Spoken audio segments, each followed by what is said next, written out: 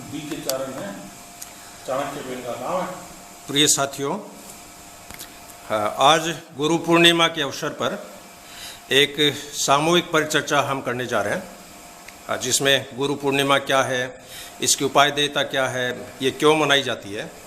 इस परिचर्चा में भाग ले रहे हैं हमारे लोहिया महाविद्यालय के 3 बहुत ही प्रतिष्ठित और विद्वान प्रोफेसर, जिसमें डॉक्टर दिनेश जी चारण, हमारे पास में बैठे हैं डॉक्टर सुरेंद्र जी सोनी, और इनके पास विराजमान है डॉक्टर राजकुमार जी लाटा।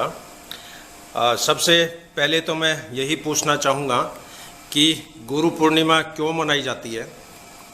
सर, गुरु पूर्णिमा जो अपने वेदव्यास जी थे, जिन्होंने महाभारत लिखा, उनकी जन्मतिथि पर गुरु पूर्णिमा मनाई जाती है। ठीक है। इस दिन हम अपने गुरुओं का स्मरण करते हैं और इस दिन से सावन भी शुरू होता है। अच्छा। यहाँ से बारिश भी शुरू होती है। और फिर देखिए, ये जो यूँ कहें जैन जो चतुर्मास है, वो भी यहाँ से प्रारंभ होता है। और संत महात्मा 4 महीने एक स्थान पर रह करके और एक ज्ञान की जो गंगा बहाते हैं, तो वो भी इसी कारण होता है। और इसी समय जो धरती है ये वर्षा से तृप्त होती है और वो शक्ति प्राप्त करती है, जिससे कोई फसल उसके अंदर जो आ सके।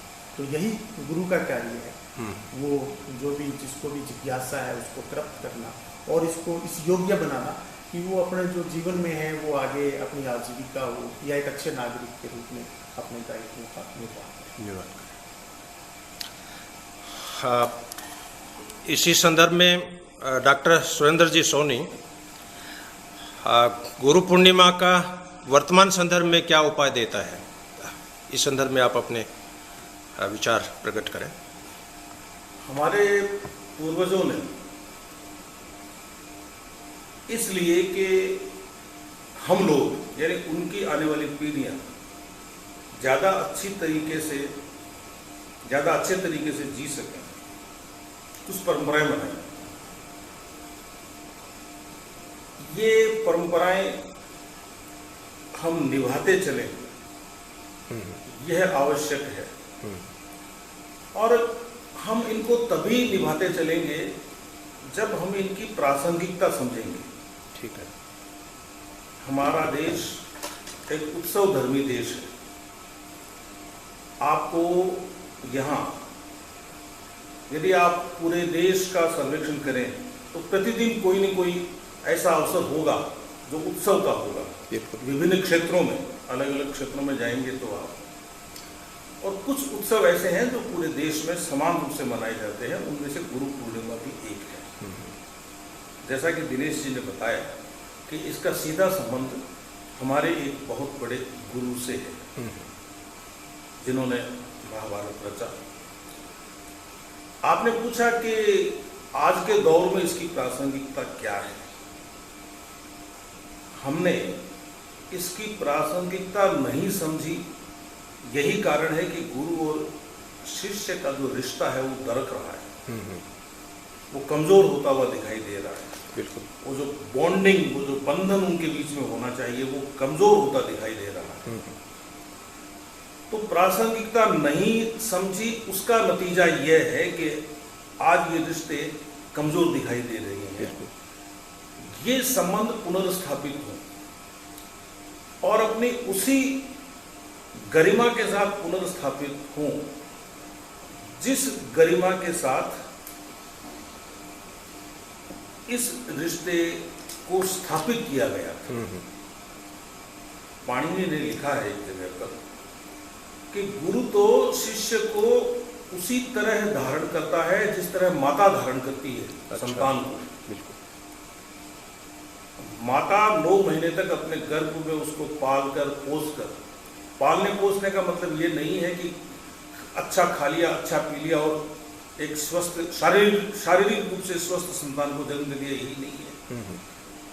आप शास्त्रों का अध्ययन करेंगे तो पाएंगे कि उन 9 महीनों में माता यह पूरा प्रयास करती थी कि वह इस तरह का अध्ययन, मनन, चिंतन, पूजा पाठ करे कि उसकी संतान संस्कारित हो, सुसंस्कारित हो। संस्कारित होना ही सुसंस्कारित होता है अपने आप में। तो गुरु की भूमिका तो ये है समाज में, वो शिष्य को, चाहे वह कन्या हो या लड़की हो या लड़का हो, उसको ग्रहण करे, गर्भ में न सही अपनी आत्मा में ग्रहण करे, और फिर इस तरह का तैयार करके, संस्कारित करके समाज को दे कि आने वाली पीढ़ियां सुखी रहें, हम पहले से थोड़े आगे बढ़े। यह बात अब नहीं रही, यह बात अब रहनी चाहिए, यह होनी चाहिए, क्योंकि युग बदल गया है। अब तो लोग गूगल तो आप जानते ही हैं, गूगल को भी गुरु कहने लग गए हैं। गुरु की गरिमा, गुरु के मन का भाव, गुरु का आशीर्वाद वह गूगल के पास नहीं हो सकता। नहीं है। वह एक सूचना का माध्यम है, और सूचना का माध्यम है, वह कभी भी भावना से भरा हुआ नहीं हो सकता। गुरु भावना से भरा होता है, और गुरु को ऐसा होना चाहिए। आज के युग में यदि गुरु ऐसा नहीं है तो उसे ऐसा होना चाहिए। गुरु ऐसा होगा तभी शिष्य वैसे होंगे। ठीक है। तो हम ये कह दें कि सारा दोष शिष्यों का है, तो मैं इस बात को नहीं मानता। दोनों तरफ से ही थोड़ी थोड़ी कमी है। तो इस कमी को दूर किया जाए, वापस हम उसी धरातल पर, उसी भाव भूमि में चले जाएं, जिस भाव भूमि से ये गुरु और शिष्य के संबंधों का उत्सव प्रारंभ किया गया था। इसके लिए इसकी जरूरत है, इसकी प्रासंगिकता है। इसी कड़ी में मैं डॉक्टर राजकुमार जी लाटा से, भारत में जैसे 2 पर्व मनाए जाते हैं, गुरु पूर्णिमा मनाई जाती है और 5 सितंबर को शिक्षक दिवस भी मनाया जाता है। तो पहले तो आप दोनों में क्या कोई सार्वभौमिक अंतर है, उसके बारे में बताएं, और इन दोनों में सर्वश्रेष्ठ पर्व कौन सा है? गुरु पर्व को आप ज़्यादा श्रेष्ठ मानते हैं या शिक्षक दिवस को आप ज़्यादा श्रेष्ठ मानते हैं? और भारत के अलावा क्या अन्य देशों में भी टीचर्स डे या गुरु पूर्णिमा मनाई जाती है क्या? क्योंकि आप एक ब्राह्मण परिवार से हैं, गौड़ ब्राह्मण परिवार से हैं, आपके पिताजी भी एक बहुत लब्ध प्रतिष्ठित विद्वान रहे हैं तारानगर में, और आपके खून में वेद और उपनिषद का जो ज्ञान है वो आपके लहू में बहता है। तो मैं आपसे इस संदर्भ में कुछ जानना चाहूँगा। ये एक थोड़ी सी जातिवादी बात हो गई, और मैं इस बात का समर्थन नहीं करता कि मैं ब्राह्मण हूँ इसलिए कोई ज़्यादा ज्ञानी हूँ। लेकिन फिर भी आपने एक जो सवाल उठाया है वो बड़ा ज़बरदस्त सवाल उठाया है कि टीचर्स डे और गुरु पूर्णिमा, इन दोनों में कौन सा श्रेष्ठ है? तो श्रेष्ठ का तो यहाँ कोई मतलब नहीं निकलता, दोनों ही अपनी अपनी जगह अच्छे हैं, और हम ये नहीं कह सकते कि कौन बेहतर है। लेकिन यदि हम आगे बढ़ने के लिहाज से गुरु और शिष्य दोनों के, तो मैं मानता हूँ कि गुरु पूर्णिमा ज़्यादा बेहतर है। ठीक है। और जहाँ तक संख्या और अधिक जगह मनाने का सवाल है, वहाँ टीचर्स डे चूँकि पूरे विश्व में एक ही दिन मनाया जाता है, तो वो ज़्यादा बेहतर है। यहाँ दूसरा जो सवाल आता है वो ये है कि टीचर्स डे पे अधिकांशतः जिस रूप में आज की तारीख में हम ले रहे हैं वो है भौतिकता। जो गुरु मान रहे हैं, वो जो भौतिक शिक्षा दे रहे हैं वो गुरु हैं, जबकि गुरु पूर्णिमा जो है वो प्राचीन काल से मनाई जा रही है।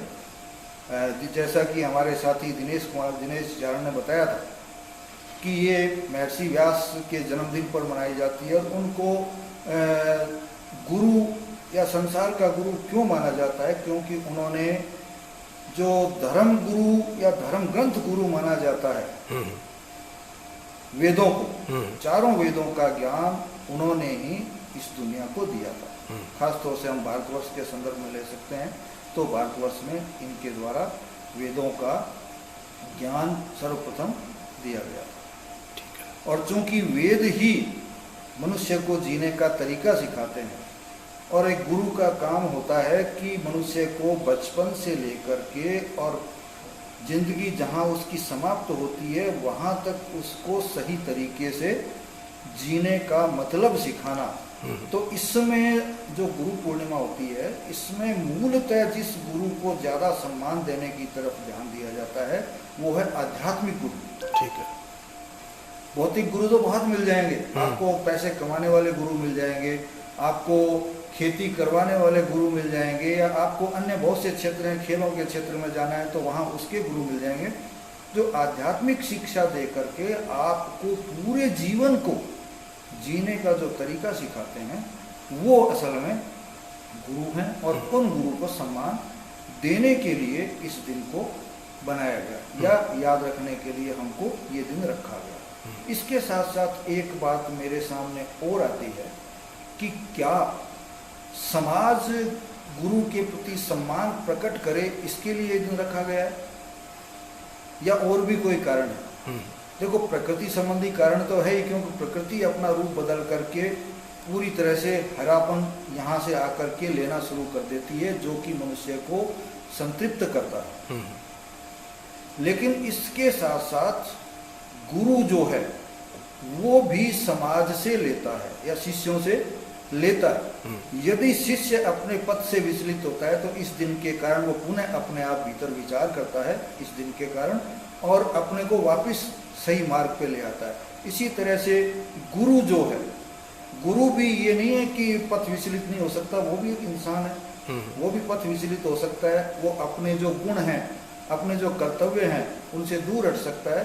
तो ये दिन जब लोग उसको सम्मान देंगे तो सम्मान पाते ही आदमी के मन में एक विचार उठता है कि यदि मेरे को सम्मान दे रहे हैं तो मैं इस लायक बनूं, इस लायक बना रहूं, तो वह भी गुरु बनने के लायक अपने में गुण पैदा करता है। तो ये एक दोनों तरफ से चलने वाली प्रक्रिया है कि शिष्य को गुरु और गुरु को शिष्य दोनों बनाते हैं, और दोनों ही अपने पद से विचलित नहीं हो। इसलिए हमारे समाज ने ये दिन याद करने के लिए रखा है, खुद के भीतर झांकने के लिए रखा है, ताकि हम इस समाज को समझ सकें, इस समाज के साथ चल सकें, समाज को आगे बढ़ा सकें, और अपने जीवन का यहाँ इस दुनिया में ईश्वर ने जो हमको आने के लिए भेजा है उस कर्तव्य को पूरा कर सकें। इसी के साथ मैं अपनी बात को समाप्त करता हूँ। इसी प्रश्न की कड़ी में डॉक्टर सुरेंद्र जी सोनी भी कुछ कहना चाहते हैं। ऐसा है, अभी आपने एक प्रश्न किया था आदरणीय लाटा साहब से कि टीचर्स डे में और गुरु पूर्णिमा में अंतर क्या है। वैसे देखा जाए तो कोई अंतर नहीं है। आप यदि हर उस व्यक्ति को जिससे आप सीखते हैं नमन करते हैं या उसका सम्मान करते हैं तो कोई दिक्कत नहीं है। वह टीचर भी हो सकता है, शिक्षक भी हो सकता है, वो गुरु भी हो सकता है। लेकिन मूलभूत अंतर समझना पड़ेगा टीचर में और एक गुरु में। अब जो टर्म है, टर्म भी नाम दूंगा मैं क्योंकि वो अंग्रेजी में है, वो है टीचर। यदि मैं इसकी एकदम सरल व्याख्या करूं तो टीचर में और गुरु में फर्क यह है कि टीचर है वह वेतनभोगी हो गया। ठीक है। जो वेतनभोगी है वह टीचर है। आपने पैसा लिया, आपने पढ़ा दिया, आप चले गए। आपको सिर्फ इसी बात से मतलब है कि जो पढ़ने वाला है, जिस क्लास में आप गए उस वहां से कोई प्रश्न उठा, उस प्रश्न का आपने उत्तर दे दिया। उत्तर नहीं देंगे तो आपको जो पैसा मिल रहा है वो कम हो जाएगा। आपने सही उत्तर दे दिया, जिसने प्रश्न पूछा वह संतुष्ट है, उसने अपना फॉर्म, अपना आंकड़ा सही भर दिया कि मैं संतुष्ट हूं, वेतन पूरा मिल गया, वो टीचर हो गया। एक टर्म है शिक्षक। शिक्षक शब्द आमतौर पर अच्छा शब्द है, शिक्षक और शिक्षार्थी। यह खास तौर से सीखने के संदर्भ में है। ठीक है। एक लुहार है, वह किसी दूसरे को वही काम सिखा देता है लोहे का, तो वह उसका शिक्षक हो गया। मैं मोटा मोटी बात कर रहा हूँ, स्थूल रूप से बता रहा हूँ, मैं सूक्ष्म व्याख्या नहीं कर रहा हूँ। वहां भी बात यह होगी कि इन्होंने हमें सिखाना छोड़ दिया तो ठीक है, रिश्ता खत्म हो गया, बात खत्म होगी। गुरु इस शब्द का अर्थ ही भार है, भारी होना। और भारी होना किसी तराजू में तोलकर भारी होना नहीं है, या तराजू में तुलकर भारी होना नहीं है। व्यक्तित्व से भारी होना, संस्कार से भारी होना, ज्ञान से भारी होना। और जो ज्ञान वृद्ध है ना, उसकी इस समाज में हमेशा हमेशा इज्जत हुई है, हमेशा उसका सम्मान हुआ है। बहुत सारे लोग साधु संतों को हम देखते हैं जिन्हें वास्तव में साधु संत कहना चाहिए। उनके चरणों में आप देखेंगे कि अरबपति, खरबपति, करोड़पति लोग जाके बैठते हैं। उनके पास क्या है देने को, लेकिन उनके पास ज्ञान है, उनके पास आशीर्वाद है, उनके पास उनका अपना एक संस्कार है जो भारतीयता का प्रतिनिधित्व करने वाला संस्कार है। आप बहुत ज्यादा पैसा वसूल करने वाले किसी टीचर के सामने किसी विद्यार्थी को या किसी स्टूडेंट को इस तरह से बैठे हुए नहीं देखेंगे, क्योंकि उसने पैसा लिया और अपना काम खत्म कर दिया। तो ये जो प्रोफेशनलिज्म है, ये जो व्यावसायिकता है, ये एक टीचर को और एक गुरु को अलग करती है।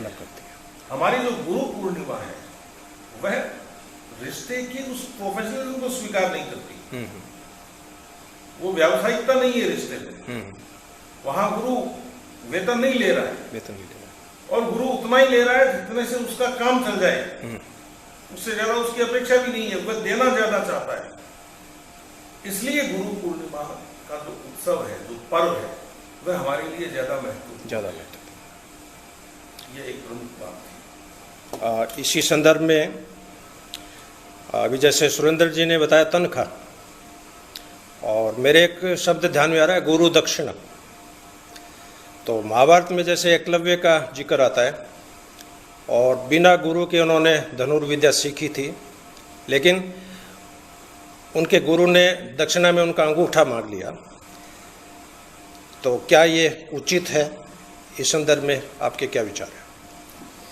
बड़ा जटिल प्रश्न है ये जी, क्योंकि वैसे देखा जाए तो ये अधिकार किसी व्यक्ति को नहीं है, चाहे वो गुरु ही हो, कि वो सामने वाले से उसके शरीर के किसी हिस्से की मांग करे कि ये काट के मुझे दे दो। लेकिन वो बातें उस संदर्भ में थी। वहाँ सिर्फ गुरु शिष्य के बीच में कि ये अंगूठा जो लेने वाली बात है, इसके पीछे एक और कथा थी। वो कथा यह थी कि जो एकलव्य के पिताजी थे, वो बहुत अच्छे तीरंदाज थे। अच्छा। और वो अर्जुन को मात दे सकते थे, और वो अपने इस बेटे को भी अर्जुन के बराबर खड़ा कर सकते थे। तो ये एक इसके पीछे ये कहानी भी है। ठीक है। जहाँ तक बात अभी चल रही थी अपने गुरु शिष्य के संबंध की, देखिए इस देश के अंदर जो गुरु शिष्य संबंध है, ये बहुत ही यूँ कहें कि बड़े अच्छे अपने नज़रिए से उसको देख रहे हैं। वो चाणक्य को, अब चाणक्य, अभी बात हुई वेतनभोगी की, चाणक्य ने अपने शिष्य को राजा बना दिया, लेकिन चाणक्य कभी भी राजदरबार में नहीं गए। चाणक्य ने पाटलिपुत्र से बाहर रह के एक कुटिया में अपने शिष्यों के साथ में थे, और वो वहाँ पर उन्होंने अपने ग्रंथ की रचना की। राजा को काम होता था तो वो वहीं तक जाता था। सुरेंद्र जी ने कहा ना कि गुरु के पास ज्ञान होता है, उस ज्ञान को प्राप्त करने के लिए चंद्रगुप्त उसकी कुटिया तक जाता था। ठीक है। ये हमारे बड़ी परंपरा समृद्ध रही, और गुरुकुल थे हमारे यहाँ पर। लेकिन मैकाले जब यहाँ पर आता है, तो वो जो एक नई शिक्षा पद्धति यहाँ पर जो अंग्रेजी लॉन्च की जाती है, वहाँ से जो हमारा पुराना जो एक जचा हुआ सिस्टम था, वो सारा ध्वस्त हो जाता है। ठीक है। और जब से सरकारें पाठ्यक्रम को तय करती हैं, तब जो हम जो टीचर हैं, अब हम एक अलग भूमिका में हैं। हमें ये पाठ्यक्रम पूरा करवाना है, और क्या पढ़ाना है ये भी सरकार तय कर रही है। इतिहास था वैसे पढ़ाना है या कुछ और पढ़ाना है, ये भी सरकार तय कर रही है। तो यहाँ सब आकर के चीजें जो हैं वो छिन भिन्न हो गई। वो अब गुरु जो था वो बच्चे की पूरी पर्सनैलिटी का जिम्मेदार था। बच्चे के सुबह 4 बजे से उठने से लेकर रात के सोने तक। अब बच्चा आता है, स्कूल टाइम में आता है, कॉलेज टाइम में आता है, चला जाता है, हमारा पाठ्यक्रम पूरा करवाते हैं, वो हमसे भरवाया जाता है। यदि हम हमारा पाठ्यक्रम खुद तय करें कि बच्चे को क्या पढ़ाना है, तब हमारे नतीजे कुछ और। सुरेंद्र जी इस संदर्भ में कुछ कहना चाहते हैं? जैसा दिनेश जी ने कहा कि अब चीजें बदल गई हैं। शिक्षक या टीचर खुद तय नहीं कर सकता कि उसको क्या पढ़ाना है, तो फिर उत्सवों में वह उत्साह कैसे रहेगा? बिल्कुल रह नहीं सकता। जब बात इतनी हो गई है तो फिर इससे आगे भी बात करनी चाहिए। सभी लोग कोट करते हैं गुरु गोविंद गौ खड़े का केला को पाए। यानी गुरु है वह ईश्वर के तुल्य है, क्योंकि वह ईश्वर से मिलाता है, ईश्वर से साक्षात्कार करवाता है। तो एक तरह से गुरु और शिष्य का जो संबंध है वह तो भगवान और भक्त का संबंध हो गया। भक्त कौन होता है? भक्ति किसको कहते हैं? ईश्वर के प्रति संपूर्ण आत्मसमर्पण ही भक्ति है। तो अभी जैसे अंगूठा देने की बात आई या दूसरी चीजें भी, आप भारतीय इतिहास को पढ़ेंगे तो बहुत कथाएं मिलेंगी आपको। गुरु ने कह दिया कि यहाँ बैठे रहना है तो वहीं बैठे रहना है, क्योंकि वह जानता है कि गुरु जो कह रहे हैं वह सही कह रहे हैं। तो संपूर्ण आत्मसमर्पण का जब भाव होगा तो फिर दक्षिणा में गुरु चाहे कुछ भी मांगे, गुरु सही कर रहे हैं यह वह जानता है। और फिर चीजों को सिर्फ आप भारतीय परिप्रेक्ष्य में, भारतीय दर्शन की पृष्ठभूमि में इसी तरह से नहीं देख सकते कि जन्मे हैं और मर जाएंगे, फिर जन्म होगा। हमारा अब का त्याग आगे आने वाली पीढ़ी को सुधारे। बिल्कुल। यदि इस ऐसा करने में अपने प्राण भी जाते हैं तो वे, यदि गुरु चाहे तो जाए। इतना बड़ा भाव है, त्याग की इतनी बड़ी पृष्ठभूमि है हमारे देश की गुरु और शिष्य के संबंध की। तो फिर यहाँ जो आप वेतनभोगी लोगों की बात कर रहे हैं या दूसरे सुविधा भोगी लोगों की बात कर रहे हैं, वे बातें फिर बेमानी हो जाती हैं। अब मैं यदि एक ईमानदार शिष्य बनके यदि मैं अपने गुरुओं की ओर देखूं तो मुझे गुरु नहीं दिखेंगे, मुझे वो टीचर्स दिखाई देंगे जिनकी कोशिश ये होती है कि भाई हम किसी भी तरह से हमारी भौतिक सुख सुविधाएं बढ़ा लें, या हम राज्य का गुणगान करके ऊंचे बड़े पदों पे चले जाएं, जहां हमें नौकर मिल जाए, जहां हमें चाकर मिल जाए, जहां हमें सुविधाएं मिल जाए, जहां हमारा नाम ज्यादा हो जाए। तो ये भाव जहां आ गया वहां वह गुरु नहीं रहेगा, वहां वह टीचर हो जाएगा। टीचर से भी ज्यादा फिर वह एक ब्यूरोक्रेट होने की कोशिश करेगा। तो आपने जो अपना मूल तंत्र है उस तंत्र को तो छोड़ दिया और आप एक नए तंत्र में घुसपैठ करने की कोशिश कर रहे हैं, तो वहां उस नए तंत्र में फिर आपको सम्मान भी वैसा मिलेगा जैसे उस तंत्र के लोगों को मिलता है, उससे ज्यादा नहीं मिल सकता।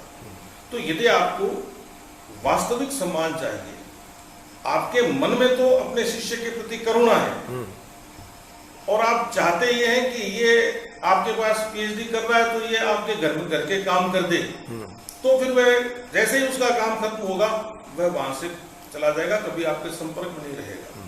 तो संतान की तरह शिष्य को पालो, उसके प्रति वही भाव रखो, पक्षपात न करो, तो फिर ये संभव है कि हम इस देश में वापस गुरु शिष्य के संबंधों की पुनर्स्थापना कर लें। अंत में एक प्रश्न और बहुत ही संक्षेप में आप जवाब देंगे। पश्चिम देशों में जैसे ये धारणा बनती जा रही है कि भारत आने वाले दिनों में विश्व गुरु की भूमिका निभाएगा, इस संदर्भ में आपके क्या विचार हैं?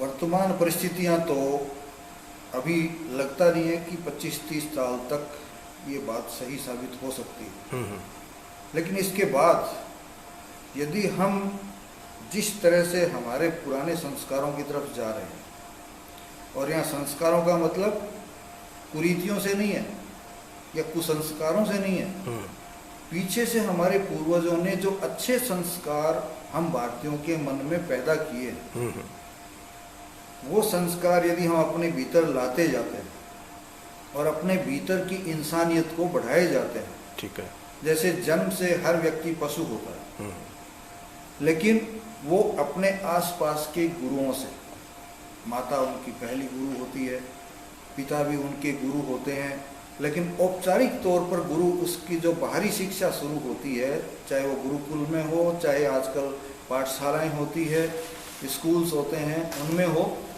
तो वो स्कूल्स और पाठशालाएं हमारी जिस दिन हमारी प्राचीन संस्कृति की अच्छाइयों को लेकर के चलेगी और यूरोप ने जो भौतिक विकास किया है उस भौतिक विकास को भी अपने भीतर संजो करके चलेगी और दोनों का समन्वय बना करके यदि हम चलेंगे और हमारे पाठशालाएं, हमारे महाविद्यालय, हमारे विश्वविद्यालय यदि चलेंगे तो निश्चित रूप से आज की ये दुनिया जो कि असंतुष्टि के दौर से गुजर रही है, अराजकता के दौर से गुजर रही है, वो एक ऐसे व्यक्ति की तरफ, ऐसे देश की तरफ या ऐसे गुरु की तरफ देख रही है जो उनको इन चीज़ों से बचा सके। और ये जो एक आशा कहीं दिखाई देती है तो हमारे भारत में दिखाई देती है। बिल्कुल। तो हम यदि अपने पुराने रास्ते को और पश्चिम के भौतिक रास्ते को मिलाकर के चलें तो निश्चित तौर पर हम इस देश दुनिया के गुरु हो सकते हैं, ये मेरा बिल्कुल मानना है। लेकिन 20-25 साल तक अभी मुझे नज़र नहीं आता कि हम विश्व गुरु बन सकें। इस चर्चा में शामिल हुए डॉक्टर दिनेश जी चारण, डॉक्टर सुरेंद्र जी सोनी और डॉक्टर राजकुमार जी लाटा अपने अपने अमूल्य सुझावों से हमारे दर्शकों को अवगत कराया और मैं समझता हूं कि ये जो डॉक्यूमेंट्री है हमारे कॉलेज के नहीं बल्कि भारत के समस्त विश्वविद्यालयों के लिए, विश्वविद्यालय के विद्यार्थियों के लिए एक मोटिवेशनल टॉक के रूप में ये रिप्रेजेंट करेगी, ऐसा मैं मानता हूं। और इसी के साथ मैं आपसे अलविदा लेना चाहता हूं। आप इस परिचर्चा में शामिल हुए इसके लिए आपका हार्दिक धन्यवाद। Thank you very much.